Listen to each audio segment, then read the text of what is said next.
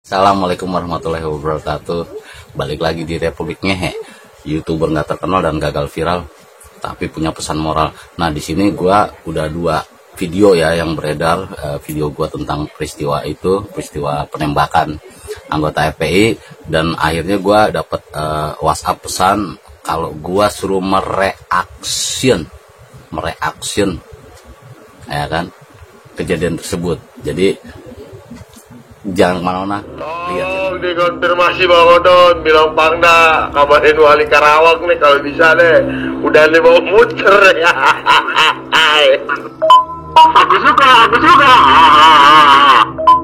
Monitor Bang Egi, ini pokoknya kalau dia nyalip, kita nyari jalan lain Bang Eli. Bang Egi ya, kalau dia nyalip kita nyari jalan lain. Pokoknya patokannya dia nyalip, kita nyari jalur lain. Gitu aja Bang Egi. Oke Bang Egi.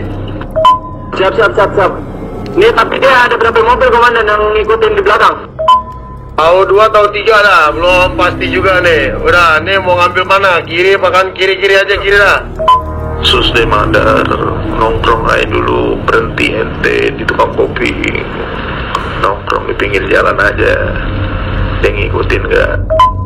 Lalu, itu ada yang ketembak katanya. Mana mau ketembakan? Ambon itu Ambon. Bang Ambon, posisi Bang Ambon.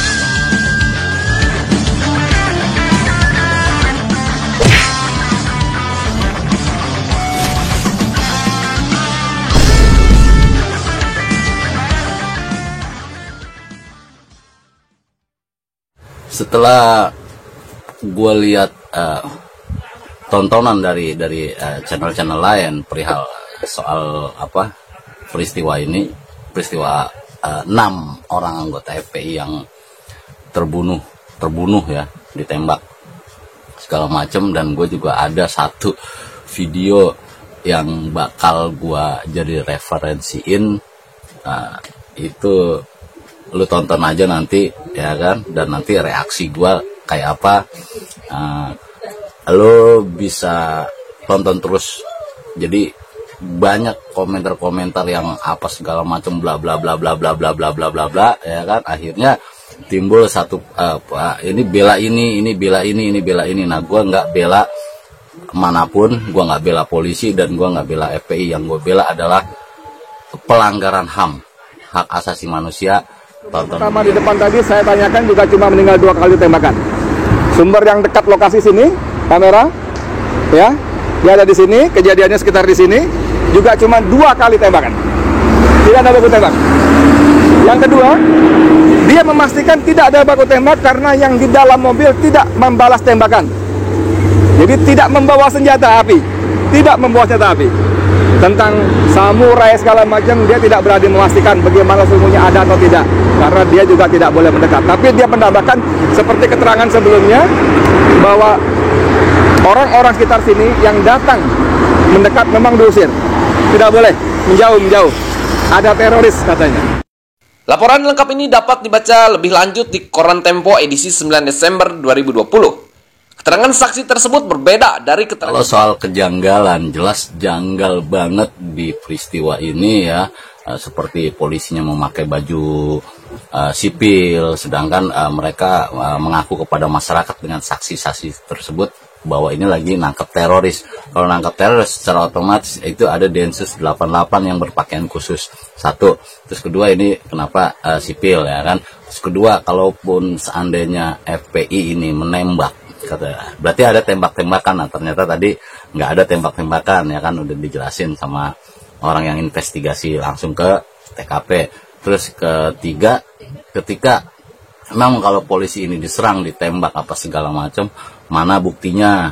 Nah, mobilnya kena tembakan kayak ditemukan selongsong peluru, kayak hanya 2 pucuk pistol yang nggak tahu itu pistol siapa ya kan. Ketika Polda Metro Jaya merilis berita tentang aksi tembak menembak tersebut ya kan. Jadi akhirnya ketika di sini gua bilang ada kejanggalan, yang jelas janggal banget keterangan dari polisi dan keterangan dari FPI itu jelas jauh berbeda gitu kan. Jadi reaksi gua ya cuman satu, gua nggak bela, lagi-lagi gua bilang gua nggak bela FPI, gua nggak bela polisi. Yang gua bela di sini adalah pelanggaran HAM. Kalaupun dia sebagai seorang teroris pun tetap kita harus tidak boleh melanggar HAM, ya kan? Hak asasi manusia itu yang paling penting, hukum paling tertinggi di diri kita sebagai manusia itu adalah hak asasi manusia. Kita punya HAM, kita punya hak, kita punya asasi gitu loh. Jadi ya menurut gua kalau memang itu udah jelas itu sebagai pelanggaran HAM gitu. Jadi ya kalau emang ada pelanggaran HAM ya kenapa nggak harus diusut gitu loh, ya kan, diusut gitu loh. Dan di sini juga polisi tersebut sudah merilis terlebih dahulu gitu, sedangkan pihak FPI pun masih menunggu kabar, tidak mengeluarkan statement apapun segala macam. Setelah menonton berita polisi merilis berita tersebut, akhirnya pihak FPI ya kan mengeluarkanlah, dia tuh tunggu ada yang rekaman video, rekaman suara, rekaman apapun segala macam itu untuk bisa beredar di masyarakat gitu loh. Dan ada juga masyarakat yang berkomentar bahwa FPI sudah merencanakan gitu, istilahnya untuk menyerang segala macam gitu ya kan, dengan bukti percakapan tersebut loh. Ini yang dipelintir gitu, ini yang dipelintir. Makanya kan gue bilang ketika ada yang bilang mereka ada unsur politiknya yang membalut secara keagamaan, dan tetap juga politik juga membalut di aparat keamanan tersebut gitu. Akhirnya ya tujuannya tetap politik gitu loh. Jadi balut membalut, kayak pembalut kayak ini, gua nggak boleh nyebutin itu merek, pembalut wanita yang jelas gitu loh. Jadi peristiwa ini seperti pembalut wanita. Jadi ada yang dibalut, dan alat pembalut itu apa gitu. Yang pihak sana membalut dengan doktrin agama, yang pihak sini adalah doktrin aparatur negara segala macam. Nah itu gitu. Jadi ya tetap pesan moral gua adalah usut tuntas itu pelanggaran HAM. Ini menurut gua adalah pelanggaran HAM yang terjadi di Indonesia, yang kebetulan menimpa anggota FPI dan dilakukan oleh anggota kepolisian gitu loh. Nah, ada bukti-bukti, istilahnya rekaman percakapan lah sebelumnya, bahwa dikuntit berarti kan penyelidikan. Kalau penyelidikan ya istilahnya tidak ada itu ada tadi yang udah dibawa puter-puter dulu, berarti karena merasa dibuntutin akhirnya diputer-puter dulu sampai senang-senang, akhirnya disuruh lari karena ada yang tertembak katanya, disuruh lari lah mereka. Jadi ngapain kalau memang dia nyerang, ngapain juga lari gitu loh ya. Kalau nyerang ya nyerang aja semua, kita serang gitu kan, diserang semua gitu kan. Tapi kenapa mesti harus lari? Karena ya itu tadi, FPI tidak menggunakan senjata api gitu loh kan. Dan sesuai dengan keterangan saksi udah jelas gitu, hanya 2 kali tembakan ke ban apa segala macam sampai kempes, nggak bisa kabur. Nah, ada 2 yang mati langsung, yang tewas langsung, ada 4 yang masih hidup dan dibawa pakai mobil lain. Nah akhirnya dijumlahkan menjadi 6, dan 6 itu adalah tewas. Nah itu yang paling penting diusutnya. Jadi ya silakan dukung terus channel ini. Nanti bulan Januari kita mulai benahin seperti acara TV ya, Senin ini. Lalu orang bisa minta ke kita, nanti udah gua posting di komunitas jadwal dari Republik Ngehe untuk mengupload apa setiap harinya segala macam. Lalu silakan lo berkontribusi ya, sebagai bentuk dukungan juga. Nanti insya Allah gua akan memberikan sebuah giveaway nanti buat lo orang untuk para subscriber dan penonton Republik Ngehe ya kan. Jangan kemana-mana, tonton terus ya kan. Wassalamualaikum warahmatullahi wabarakatuh. Republik Ngehe tetap ngehe.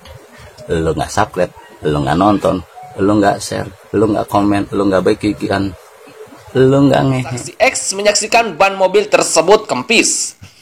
Polisi langsung mengepung mereka. Saksi X sempat melihat sejumlah laki-laki keluar dari minibus tersebut.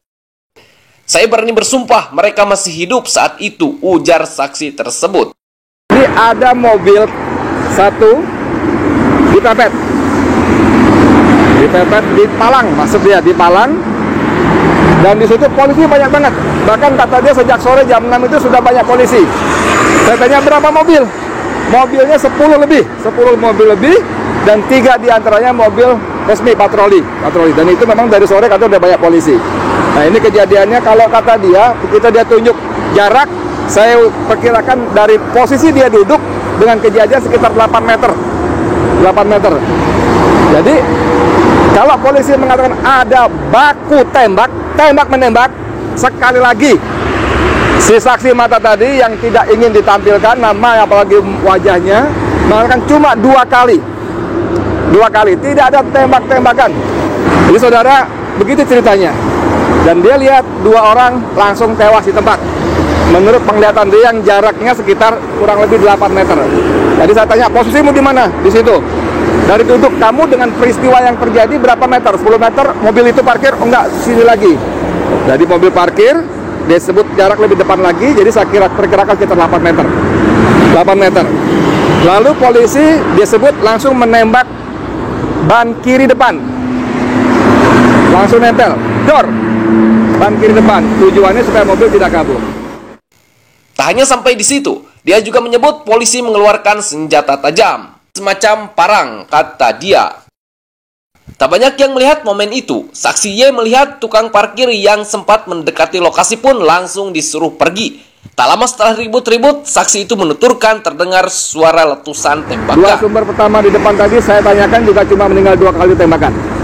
Sumber yang dekat lokasi sini, kamera, ya, dia ada di sini, kejadiannya sekitar di sini, juga cuma 2 kali tembakan. Tidak ada baku tembak. Yang kedua, dia memastikan tidak ada baku tembak karena yang di dalam mobil tidak membalas tembakan. Jadi tidak membawa senjata api. Tentang samurai segala macam, dia tidak berani memastikan bagaimana sesungguhnya ada atau tidak. Karena dia juga tidak boleh mendekat. Tapi dia menambahkan seperti keterangan sebelumnya, bahwa orang-orang sekitar sini yang datang mendekat memang diusir. Tidak boleh, menjauh. Ada teroris katanya. Jangan lupa subscribe, like, share, and komentar. Mantap.